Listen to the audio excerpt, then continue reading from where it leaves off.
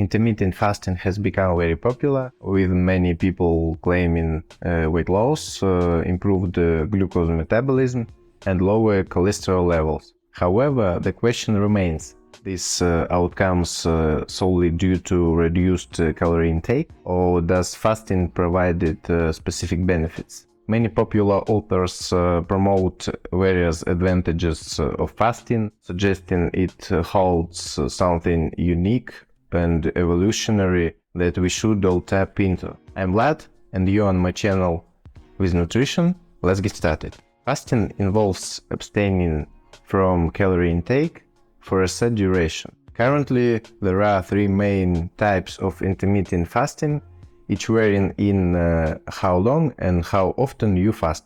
Alternate day fasting means alternating between eating and fasting days, like eating normally on Monday and fasting on Tuesday. The 5-2 or 6-1 method involves eating as usual for 5 to 6 days and significantly reducing calorie intake for 1 to 2 days. The most common type, time-restricted fasting, typically includes a 16-hour fast and 8-hour eating window, alongside variations like an 18-6 or 24 schedule. During fasting, the body doesn't get energy from food, leading to a natural decrease in blood sugar and insulin levels. As insulin is believed to be a fat-storing hormone, lower insulin levels may prompt the body to access alternative energy sources. At first, the body uses the stored glucose,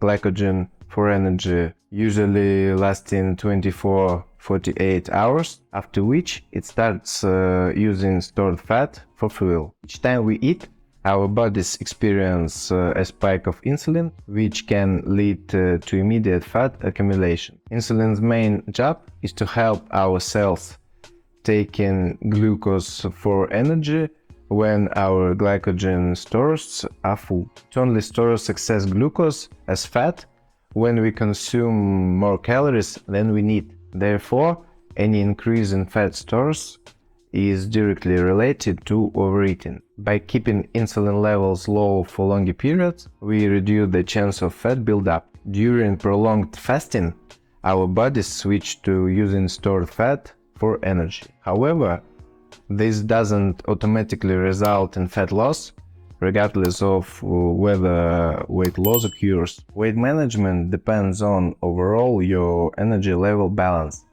meaning how much you eat and how much you move throughout the day. For instance, if you expend a lot of energy and consume fewer calories during your eating window, you are likely to experience weight loss due to calorie deficit. On the other hand, feeling more hungry while eating more and being less physically active can lead to weight gain. In studies that accounted for calorie intake, intermittent fasting did not show an advantage over regular daily caloric deficit without fasting. In a recent study, the average calorie intake of a group participants was monitored for a month. These participants alternated fasting every other day, consuming no calories one day and eating twice usual amount the next day to average out the total calorie intake. The result showed no difference in weight loss or health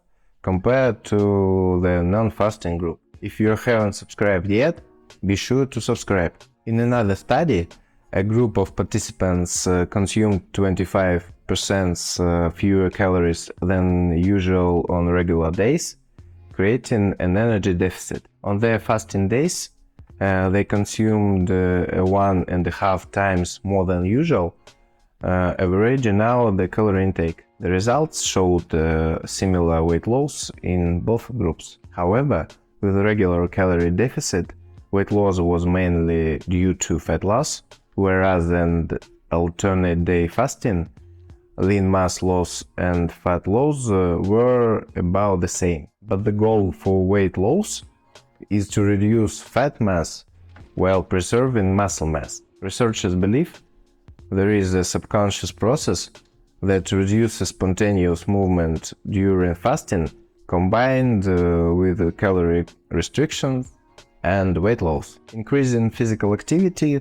such as exercising more or being more active throughout the day, could help counteract this effect. A meta-analysis of several studies of up to 1 year duration found that intermittent fasting is similar to continuous energy restriction for short-term weight loss in overweight and obese adults. The authors of the review concluded that intermittent fasting was generally equivalent to standard daily energy restriction, and results for other metabolic parameters such as changes in blood glucose and lipid levels were also consistent with this trend. Intermittent fasting reportedly outperformed regular calorie intake and blood indicators only to studies with imprecise control of calorie intake. In studies where calorie intake was accurately determined, the fasting groups consumed fewer calories on average than the non-fasting groups, explaining the better results. However, there are studies showing a significant decrease in muscle mass during fasting. To maintain muscle mass while following fasting protocols, it's important to engage in resistance training, preferably under the guidance of a personal trainer. Another consideration is ensuring an optimal intake of protein at about 1.6 grams per kilogram of body weight, and even higher for older individuals, to support muscle mass and longevity. Since fasting may lead to lower overall calorie intake, there may also be a reduction to protein consumption, so the nutrient ratio should be adjusted to include more protein. In terms of meal timing in fasting protocols, a study suggested that an eating window in the morning resulted in significant improvements in insulin sensitivity, blood sugar levels, reduction in fat mass, and decreased inflammation. However, this study had limitations in terms of gender and age differences. Therefore, individual differences play a significant role, and it's challenging to consider this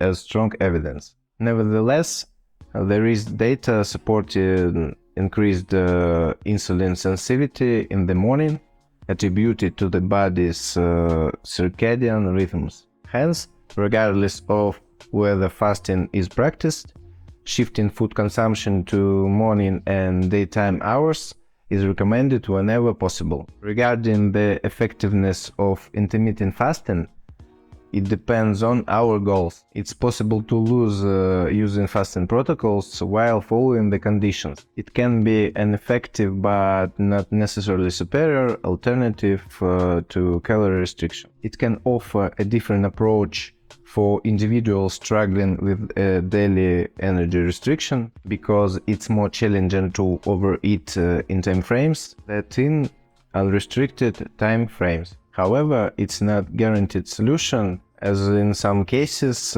people still manage to overeat in terms of calories, even with restricting even time frames. Many of the claims about intermittent fasting are based on studies with mice and the process of autophagy, which is a self-cleansing mechanism triggered by fasting. However, mice have much faster metabolism than humans, so a 16-hour fast for them is like over 4 days for us, making it nearly impractical. No clear advantages of fasting over regular calorie deficit have been proven. It's important to approach marketing and its claims with caution. There are no secret weight loss methods, and recent groundbreaking discoveries are scarce. Additionally, what works for one person may not work for another, underlying the importance of filtering information and relying on credible scientific research. As focus should avoid intermittent fasting, individuals with eating disorders are in the first category, due to complexity of their situation. Athletes aiming muscle also fall into this group, as muscle synthesis relies on evenly disturbed protein throughout the day, challenging with intermittent fasting. This applies to older individuals for whom maintaining muscle mass is crucial to their health and longevity. Leave a comment if you have tried the fasting, contact me at the link below, subscribe to the channel. Thank you for watching and see you in the next videos. Bye!